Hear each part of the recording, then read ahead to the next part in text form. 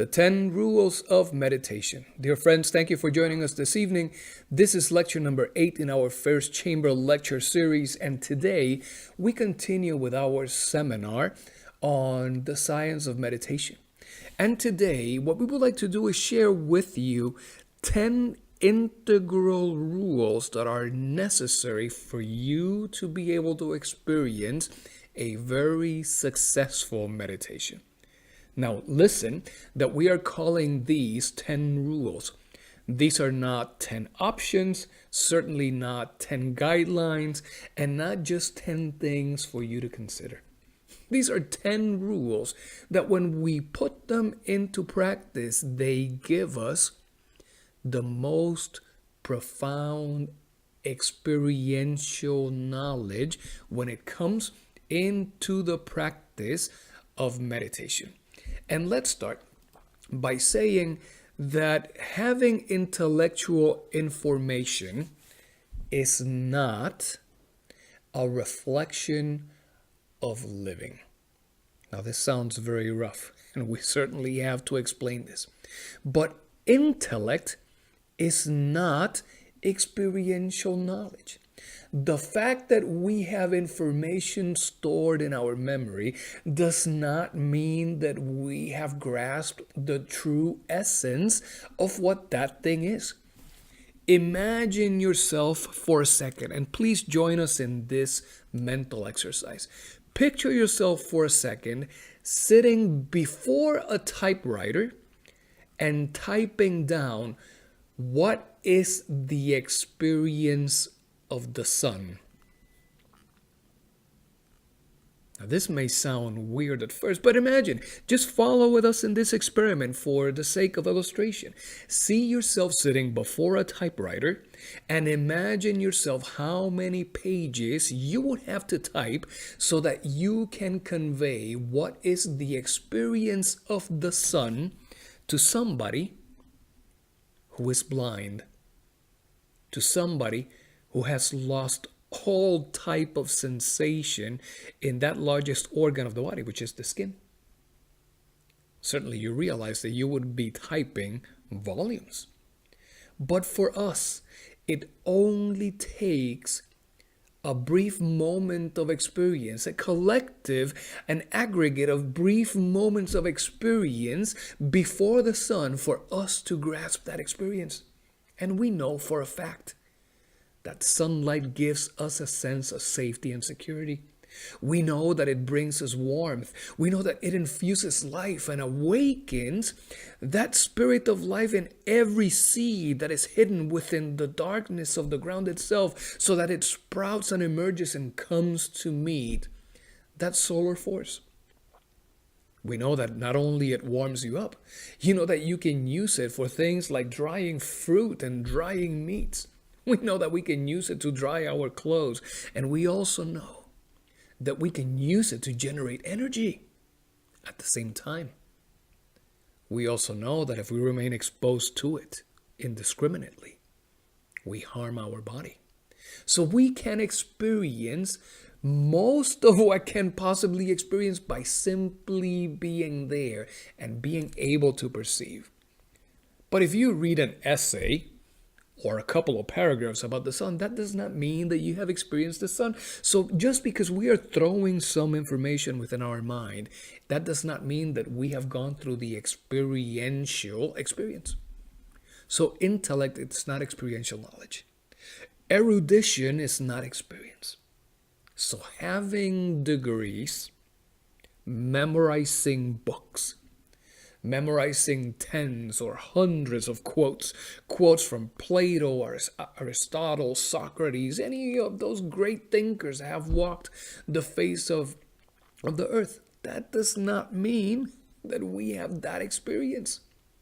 That is only accumulation of information. So having on hand an essay or a scientific paper, having on our hands that quote-unquote proof or that tri-dimensional demonstration is not unitotal.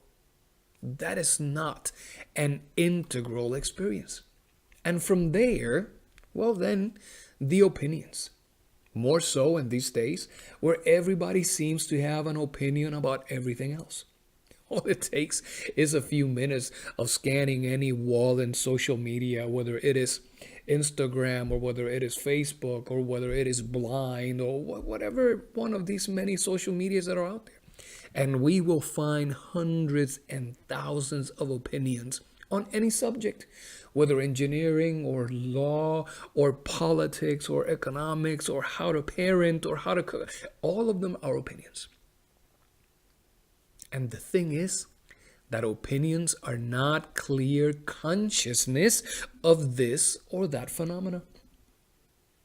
Opinions are nothing more than an output of the subjectivity of the ego.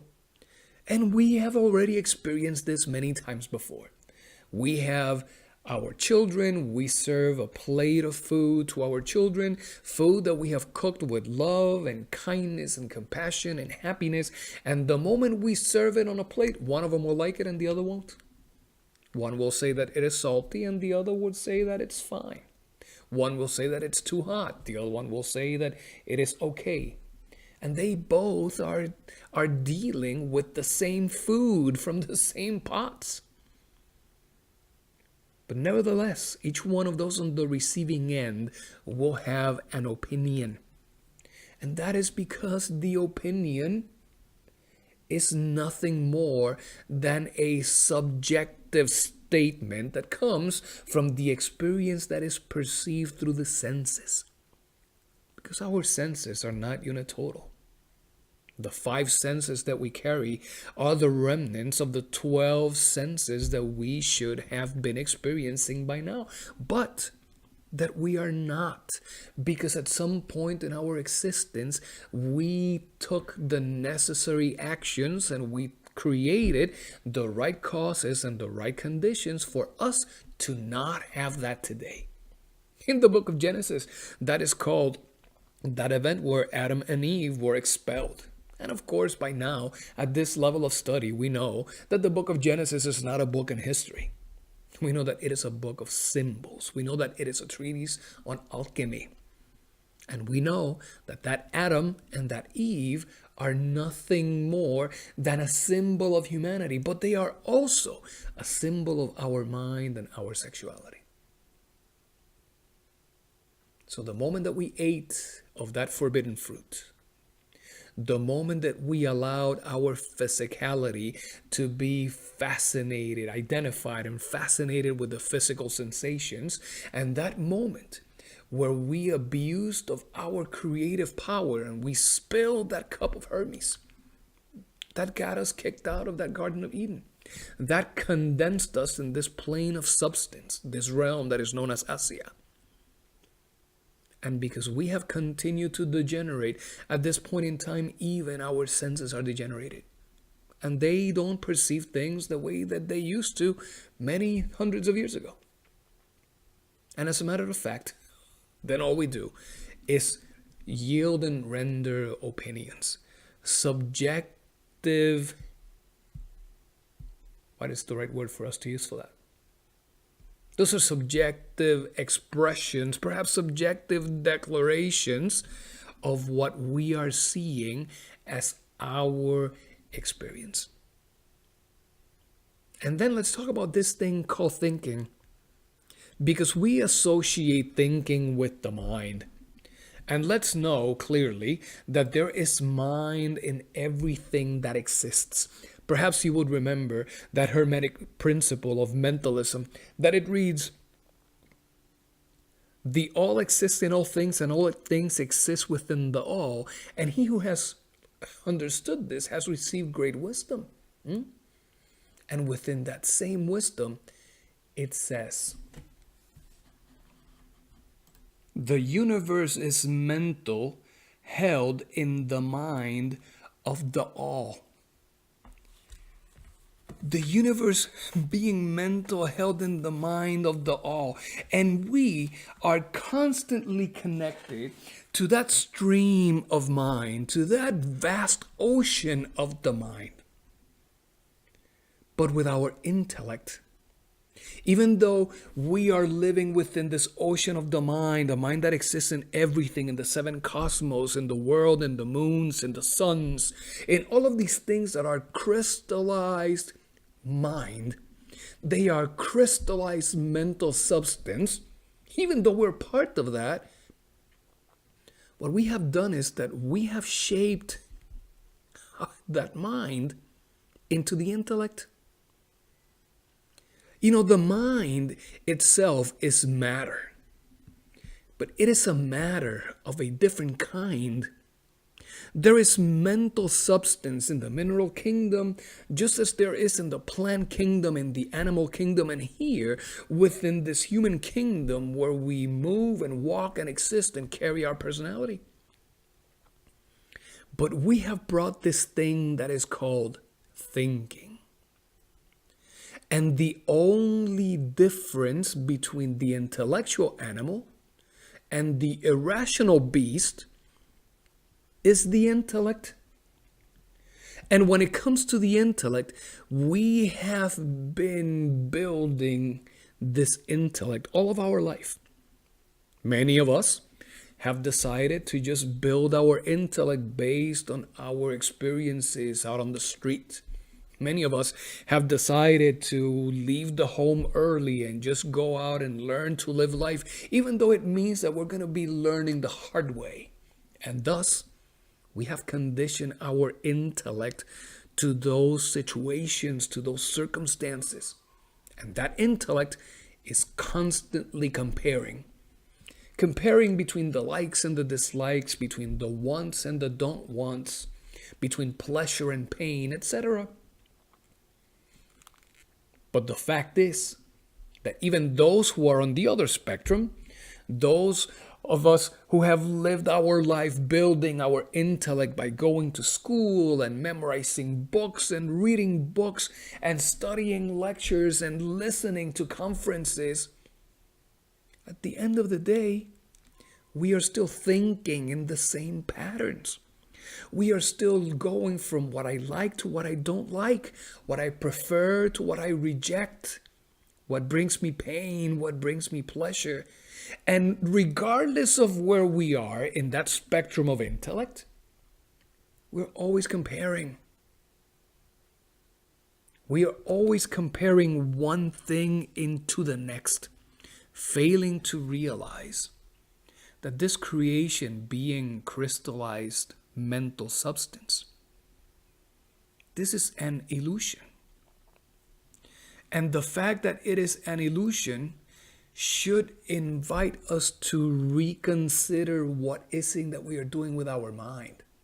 But we have to clarify this thing called illusion, because by now, many of you have heard, as you may have been going from group to group and looking for information and finding it by virtue of your own efforts, maybe you have already heard that this thing called illusion is known as Maya in Sanskrit.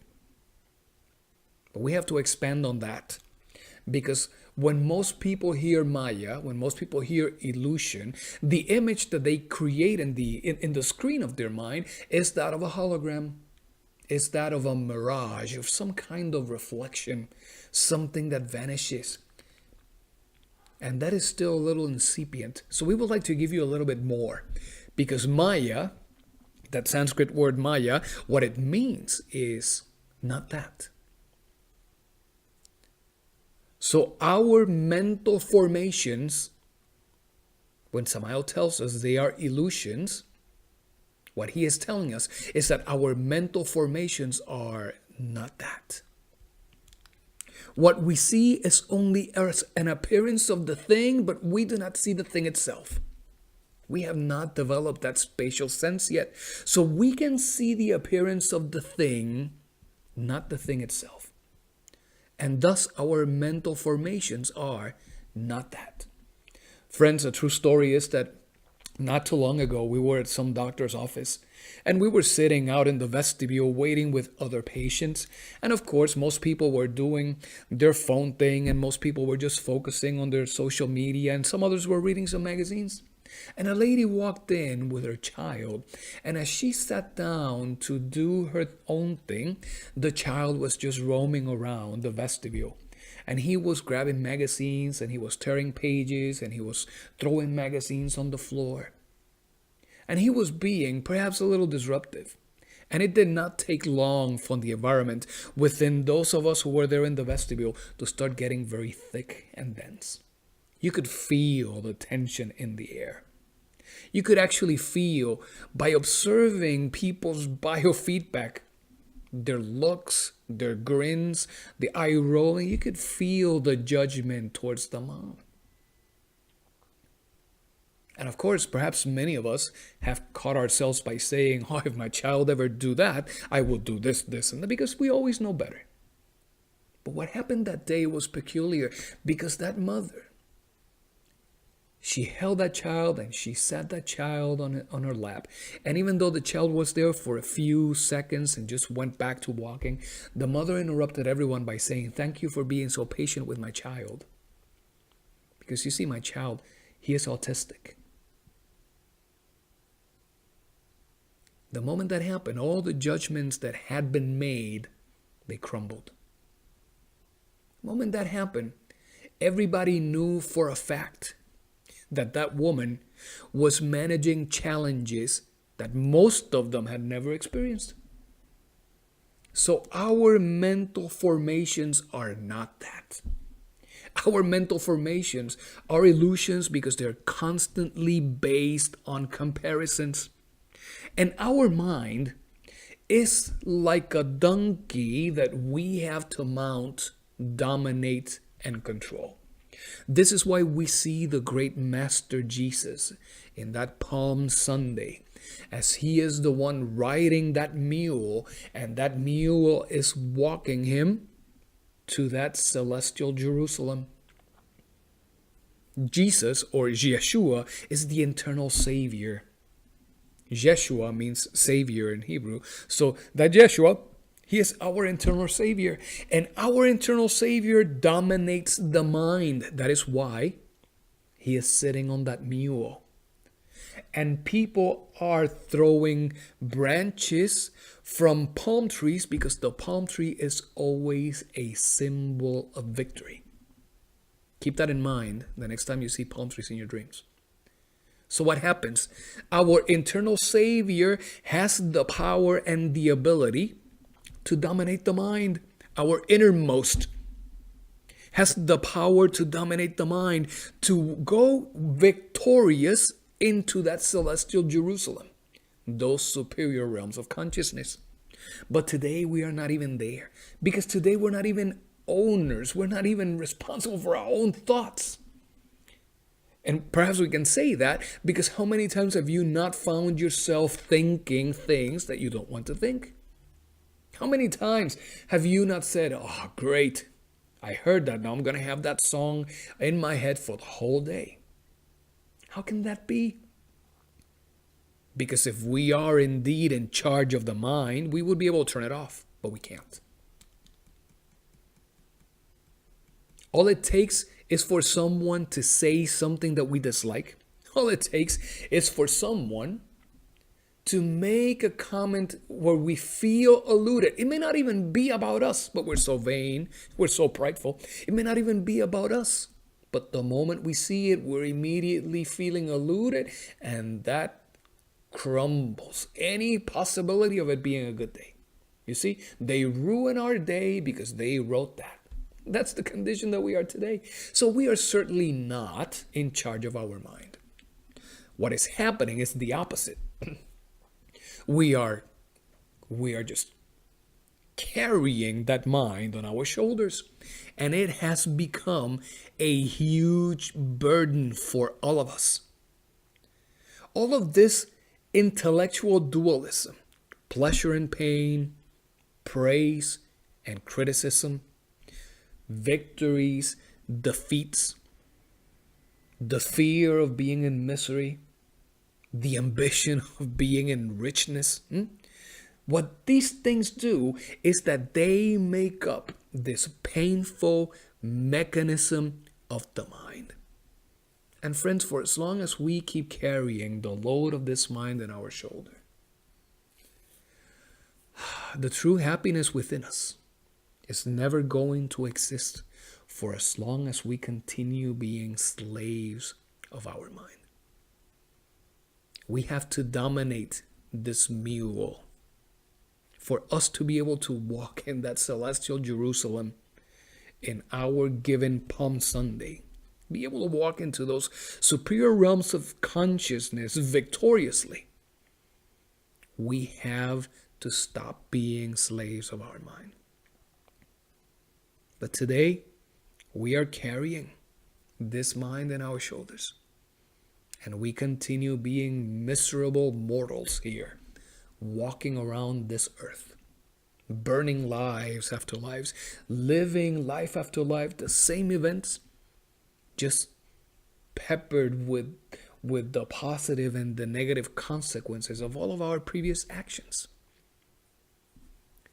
Friends, we have to make a significant change, because the great Master Jesus has told us, and you shall know the truth, and the truth shall make you free.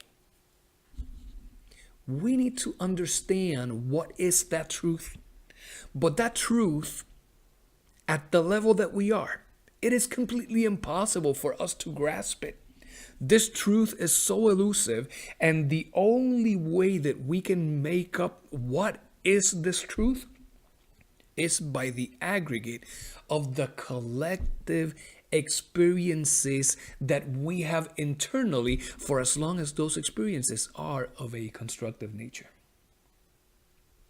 Friends, this truth that we are seeking to experience, this truth that is so elusive and that is so unknowable from moment to moment, within the Hermetic principles, what we come to learn is that which is the fundamental truth, that substance of reality, is beyond naming.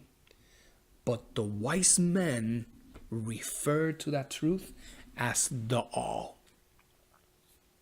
And we have already learned the all is in all things, and all things exist within the all. And those who have understood that have received great wisdom. So we are seeking to comprehend this truth. The only way that we can comprehend that truth, that we can experience it, is by liberating our consciousness, liberating the internal Buddhist principle from the mind. We need to achieve a mental state that has to be so pristine that the mind stops projecting. And the moment that happens, the consciousness will escape the bottle of the ego, and it will remain free, even if it is just for an instant. But the moment that it frees itself, it will have the ability to experience that illuminating void. It will then be able to have direct experience of the innermost. Just visualize that. The moment that the mind calms itself down sufficiently and that consciousness liberates itself, it will be able to reach a realm where there are fundamentally 6 or 3 laws.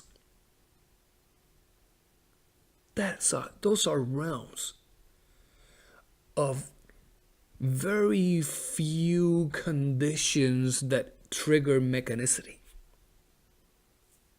Those are realms of a liberty that would give the consciousness such a shock. The shock would be so profound that the moment that consciousness comes back into the body, it will come back with a very powerful and awakened longing. You will come back with a lot more decisiveness to work in the elimination of your egos. You will come back looking forward to that next moment where somebody insults you, because you will know for a fact that at that moment, you will be able to find reactions that happen deep within your mind, that you will be able to find new psychological aggregates, and that working with your Divine Mother, you will be able to eliminate them so that you can make then a repeat of that experience of the all a lot easier, so that you can start manifesting those experiences with a higher frequency. And the more you experience that, the more you can emancipate yourself from the ego, the stronger the consciousness becomes. But for us to do that, we have to be able to learn how to meditate. We cannot go into an exercise of meditation thinking that what we have to do is have a blank mind. You know, when we are speaking about slowing down the intellect, about stopping the thinking process, some people say, well, clear your mind.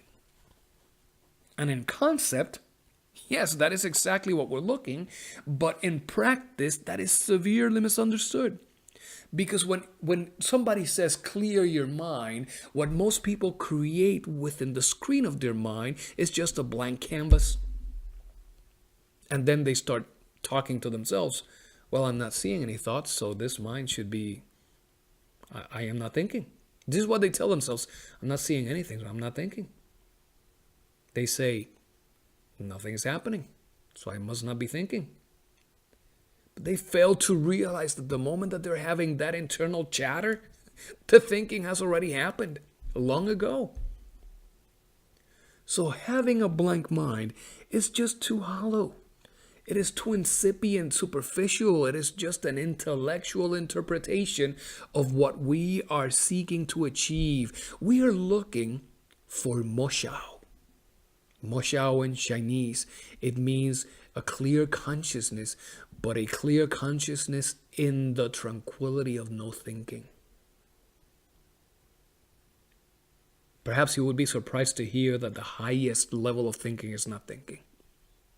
That is what we are seeking to achieve. We are seeking to reach a condition in which our imagination, meaning our faculty of clairvoyance, objective imagination, where our imagination, our inspiration, and our intuition can work together. That they can come together like the three sides of a triangle and create that superior mental connection within us. Because the moment that happens, the faculty of objective imagination allows you to see the thing.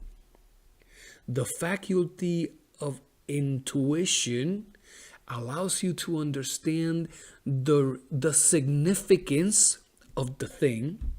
And the faculty of inspiration allows you to grasp the reason for the thing itself.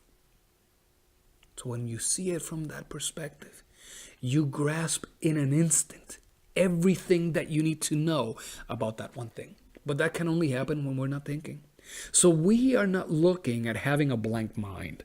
What we are seeking is moshao, the clear consciousness in the tranquility of no thinking. We are looking for the condition of serenus reflectus, which means the clear effect of the action of internal unfoldment. Having a condition of no thinking allows us to grasp that wisdom directly from the innermost. The innermost just deposits it right there in the consciousness, and then we can hear it, then we can see it, then we can comprehend it. This is what we're looking. But now let's be very clear. Because when we are walking into the exercise of meditation, we're not meditating because we want to awaken powers. We're not meditating because we want to balance our chakras or because we want to have these faculties or these abilities. No. The reason why we meditate is because we need to calm ourselves down. We meditate because we're seeking tranquility. Tranquility of the mind. We need the ocean of the mind to become so stable, so calm, and so quiet that if you can see it with the eye of your mind, that it becomes a mirror that perfectly reflects the stars. That is the whole purpose of meditation. This is exactly what we're doing this. And for this, friends, we have for you 10 rules. Again, these are 10 rules. These are not 10 recommendations. These are not 10 things for you to consider. These are not 10 guidelines. What we are giving you here are 10 rules for meditation. And the first one is that we have to become fully aware of our emotional state. The second one, we have to investigate the origin of every thought, of every emotion. The third rule, serene observation of every mental form that comes to mind. Rule number 4, hold a sensation of contemplation at every moment of your daily life, every moment of your day. Rule number 5, assume a receptive psychological state. Assume not in the mental condition of you thinking that it could be. Assume meaning embrace that condition of a receptive psychological state. Rule number 6, tenacity, firmness, consistency of purpose in the practice. Rule number 7, whenever possible, participate of group meditation.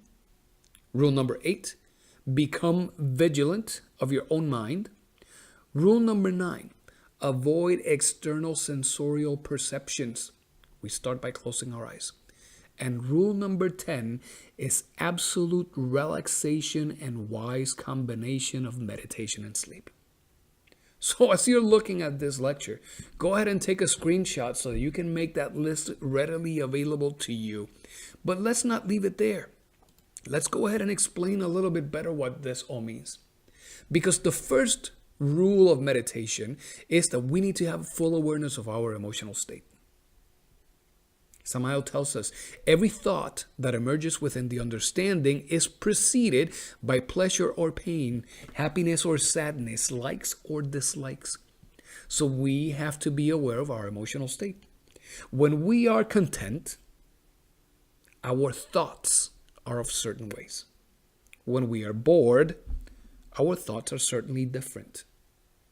When we are sad, our thoughts are dramatically different than when we are content or when we are bored. When we are fearful, insecure, those thoughts are completely different. They start becoming irrational. When we are angry, resentful, when we are feeling hatred, those thoughts are completely illogical, and they are dramatically different than any other thought pattern that you have. So we must make ourselves aware of our emotional state, because knowing that every thought that emerges within the understanding is preceded by pleasure or pain, happiness or sadness, likes or dislikes. As we know which is our emotional state, we will be able to see what is the ego that is helping generate those thoughts. And even better, we will be able to find out from which of the 5 cylinders in the human machine those thoughts are being sourced from.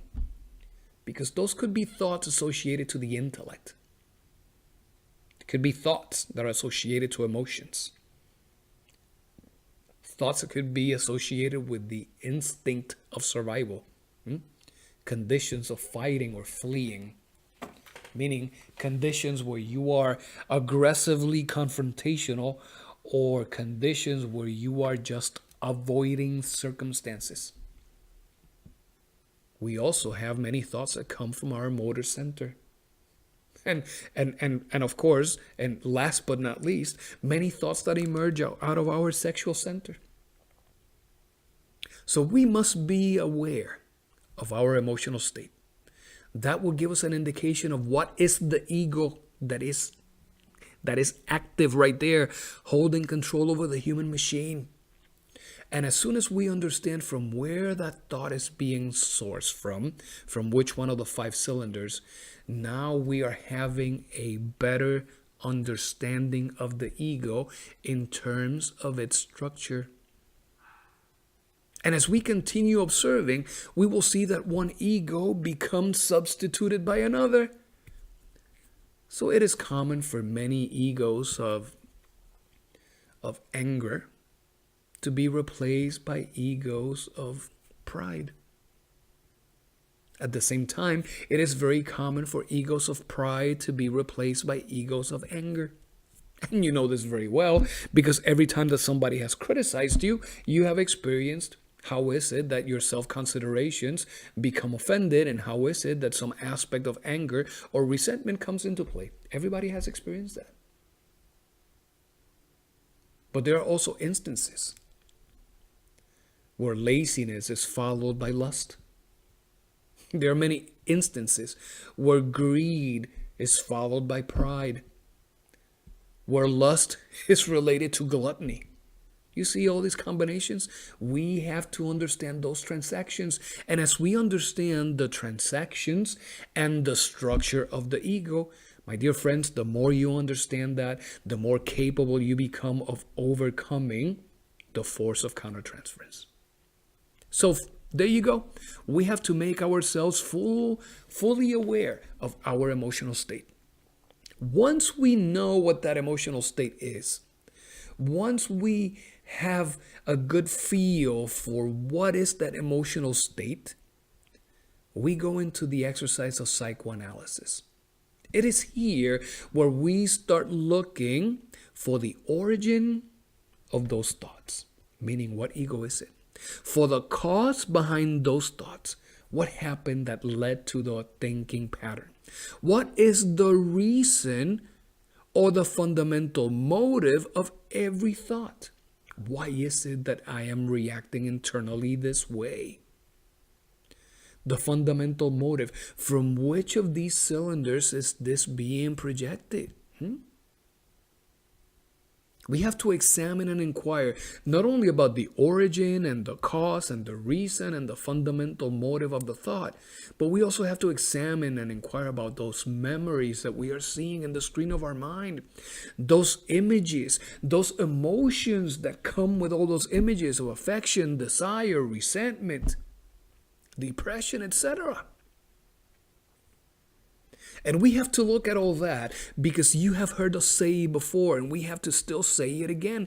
Science has demonstrated that the brain does not know the difference between what is inside and what is outside. And the moment those thoughts manifest with the brain not knowing the difference, the brain immediately reacts to those impulses. And it liberates a series of chemistries that just go into the bloodstream and stimulate all kinds of reactions from the glands in your endocrine system. This is exactly why every time that you have thoughts associated to anger, your pulse quickens. You find yourself with a shock of adrenaline in the bloodstream. Before you realize, you're arguing with yourself. There's nobody else around. And in your mind, you're holding a heated argument, but you're just talking to yourself.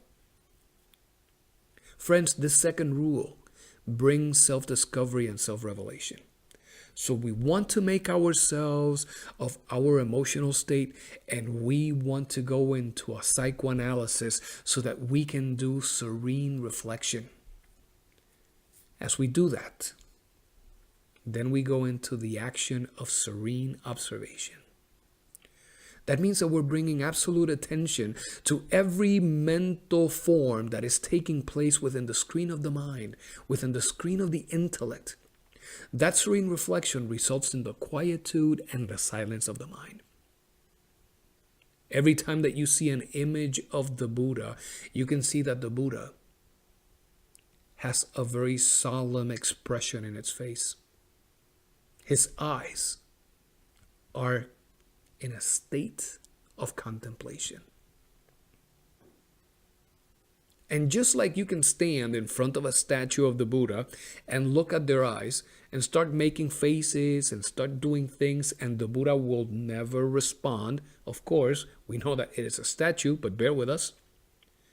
You have to contemplate your thoughts the same way that statue of the Buddha is looking at you. Serene observation means that we bring absolute attention to every mental form that takes place within the screen of the intellect. We don't react. It means that we observe it,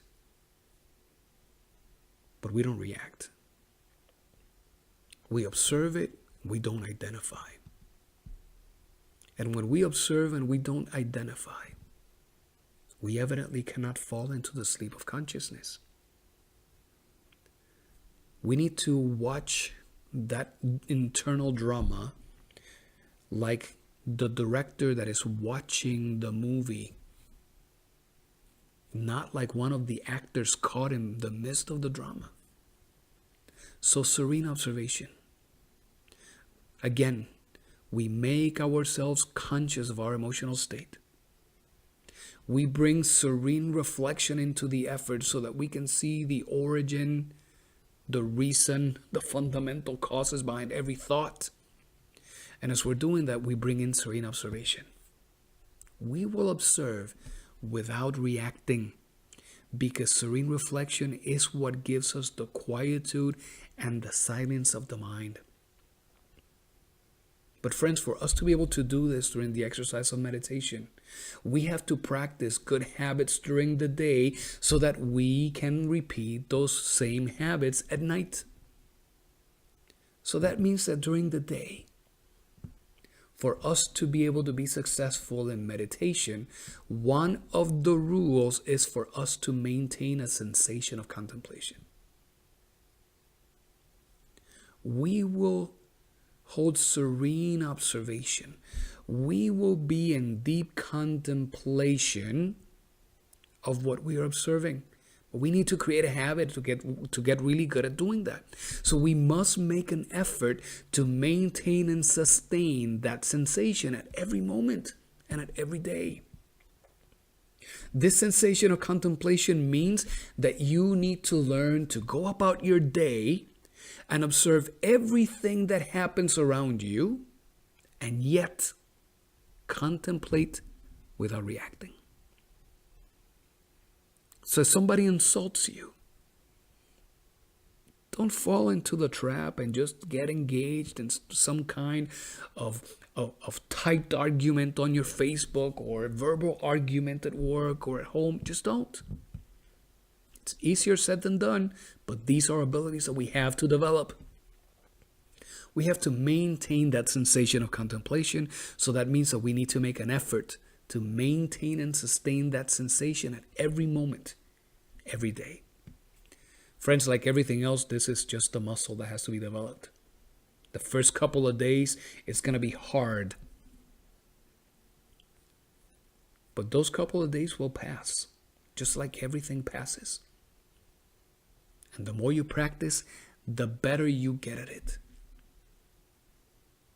So because we are carrying that sensation of contemplation in the practice of meditation, the next rule is that the intellect has to be receptive. We have to be able to keep our intellect in a state of tranquility. And we will tell you why. The masters say, chitta becomes vritis. Chitta is mental substance, it's the substance of the mind. Vritis is a manifestation of movement. Those are vibrating undulations. So if our goal is to make the ocean of our mind so calm and so still that it resembles a mirror reflecting the stars on a starry night. Evidently, if that is the condition that we're seeking, but if we're throwing rocks into that lake, into that ocean of the mind, we're going to create a lot of disturbances. So each one of those rocks is a thought. Each one of those thoughts is a mental projection.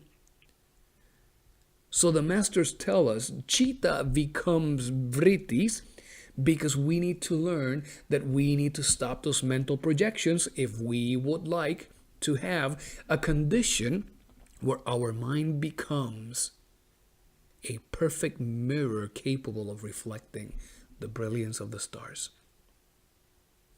Every thought will become a perturbation on the surface of the waters. So we need to make an effort to allow the lake of the mind to remain pristine, serene during meditation.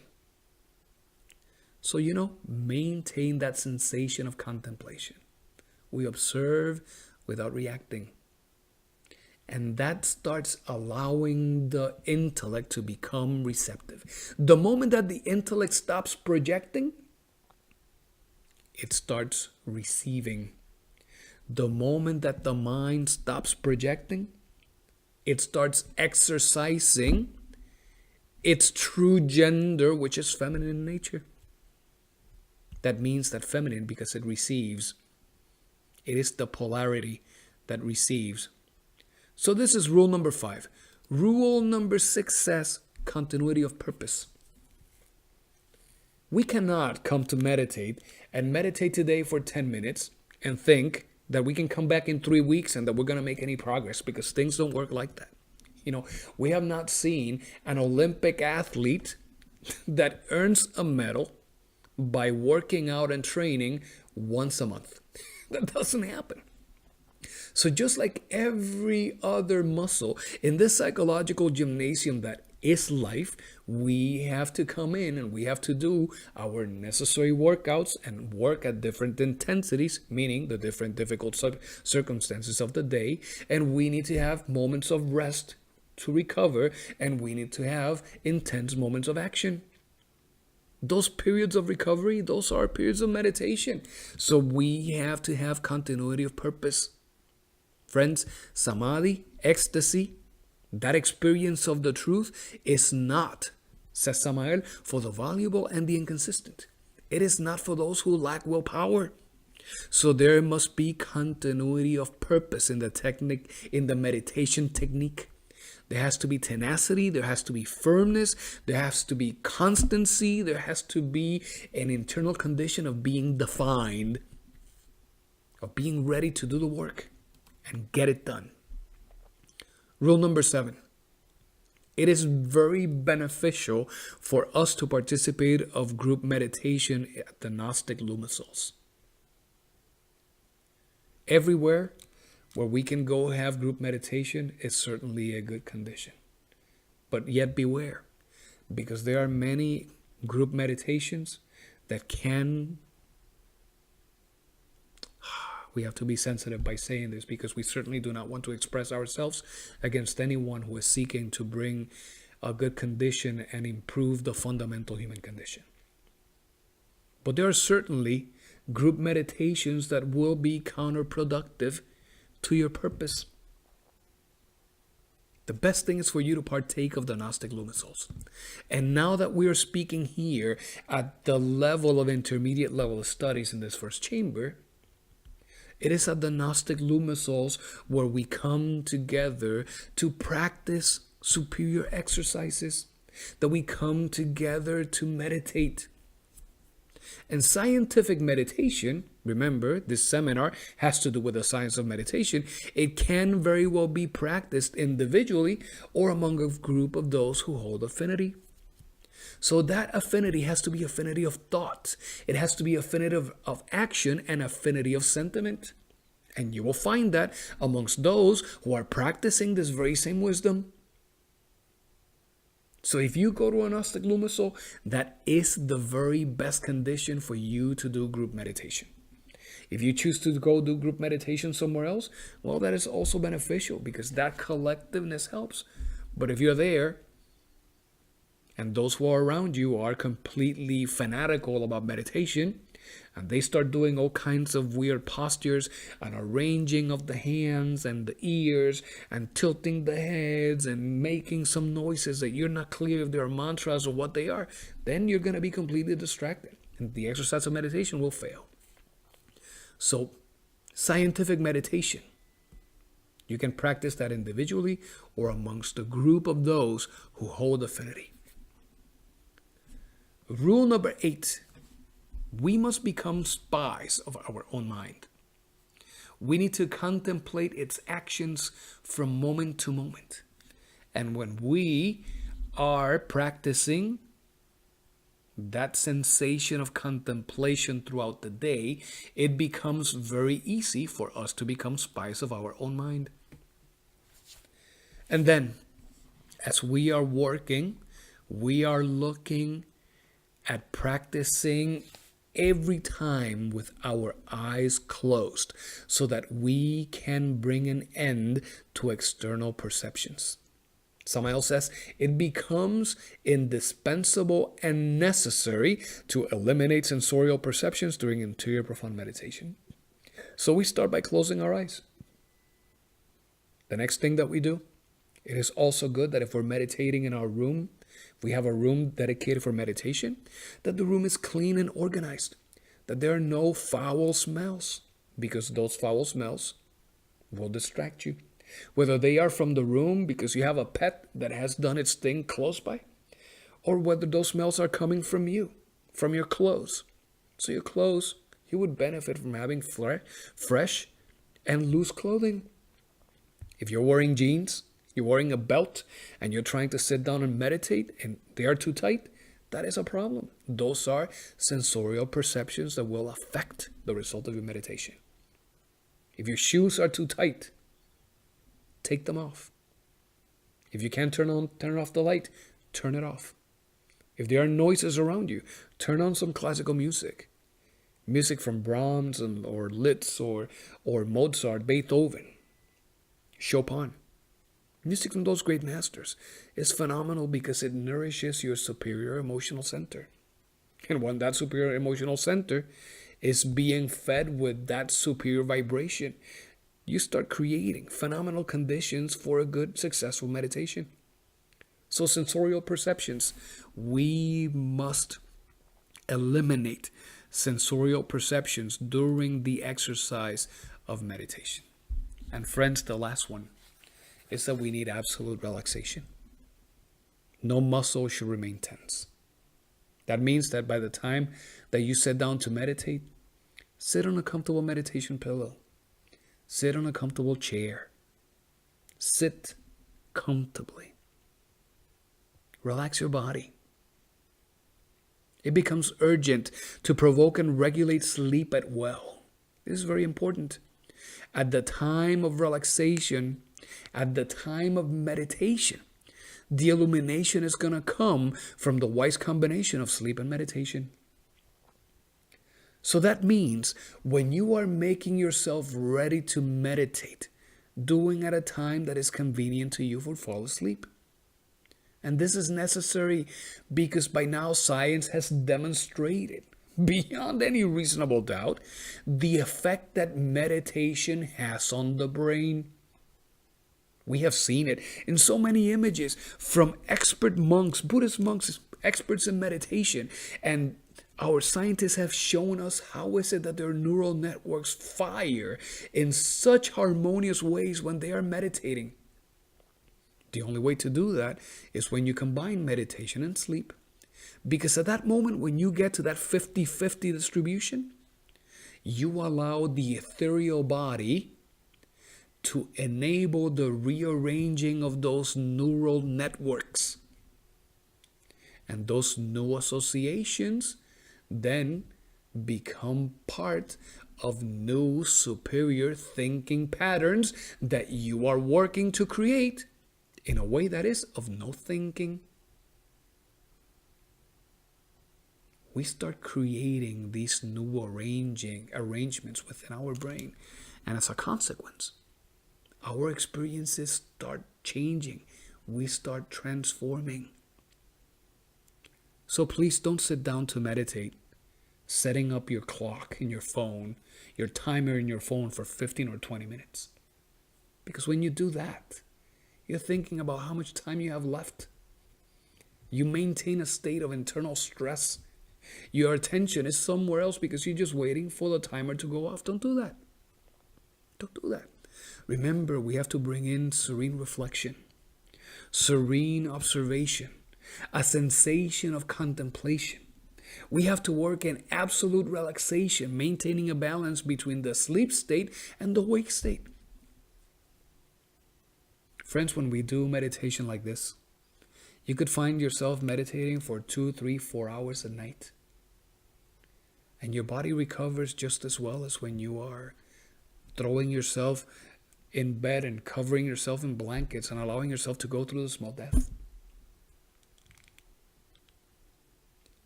These are the 10 rules of meditation. Our effort is so that we can calm down. And what will happen as we calm down is that the soul will liberate itself from the body. It will liberate itself from affections, and it will liberate itself from the bottle that has become our intellect, our mind. And once it is liberated from the intellect, it's going to become free of everything else. It's going to become capable of experiencing the innermost. And our innermost is certainly a multiple perfect unity. Our innermost is made up of 49 distinct parts. These 49 parts, of course, they are symbolic. That number is symbolic because 4 and 9 equals 13. And by now you know that that is an indication of that arcanum of death. But nevertheless, those 49 parts of the being, they are the 24 elders of the zodiac that exist as 24 individual and distinct parts of our own being. Our being is also the 12 apostles, 12 potencies. Our being is also the 7 radicals of fire. Those serpents of fire that must be risen in the physical body, in the ethereal, in the astral, the mental, the causal, the buddhic, and the atmic bodies. Our being is the 4 elemental devas, the 4 gods of air and water and fire and earth. Our being is the goddess Minerva, the goddess of divine wisdom. Our being is Zhu, which is the law. You see, our being is a multiple perfect unity. And because the principle of correspondence can never be discarded, as above, so below, the same thing happens with our ego. Our ego is a legion. It is one, but it is thousands as well. And we have to work in the 49 subconscious departments of the mind to comprehend what this ego is. Now, many people ask, what are these 49 subconscious parts of the mind? What is the list? What are the name of the 49? Friends, there is no list. That 49, that is very symbolic as well. Because what that is saying is that we need to bring that mystical death, that elimination of the ego at every level of our subconsciousness. And the more we observe of our own reactions, the more observe the mind, the more we discover. But if you need something that you can visualize on what that is, friends, we need you to visualize a matrix of 7 by 7. Because 7 by 7 gives you 49. And in one axis of that matrix, you can list the 7 capital sins: greed, envy, lust, anger, pride, laziness, gluttony. Those are the 7. And on the vertical axis of that matrix, you also have to list the 7 capital sins. Again, greed and envy and lust and anger and pride and laziness and gluttony. And as you do that, you will come to see that there are aspects of your gluttony that express themselves as lust. There are aspects of your gluttony that express themselves as anger. And it's so funny because as of late, I have seen the word hangry so many times. There are aspects of your gluttony that associate with your pride. Because how many times have we stood before the refrigerator and not eaten because we don't want to get fat? There are aspects of your gluttony that express themselves in envy. Those instances where you see somebody who does less exercise than you, and yet they can eat anything and they're always skinny. They are always so athletic, so flexible. Nothing hurts them. And yet that is not what happens to you. That's envy right there. There are aspects of your gluttony that reflect themselves in laziness. So you see where we're going with this. Every time that you see any one of your defects, you will be able to see that it reflects itself with a different mask in any one of the other 7. As we start observing the structure and the transactions of our ego, we start getting a more clear picture on how all these faces look like. The more we observe, the more we identify.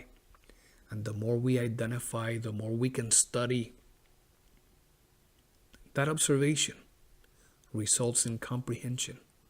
And it is only comprehension what our Divine Mother needs, so that when we invoke of her superior power, that she can then turn those aggregates into cosmic dust.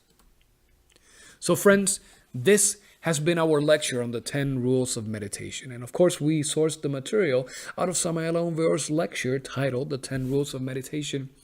And we for certain just cannot leave without thanking all of these sources for the images that we have grabbed so that we can put this material together for you so that you can enjoy it. So dear friends, thank you so much for joining us this evening. May all beings be happy.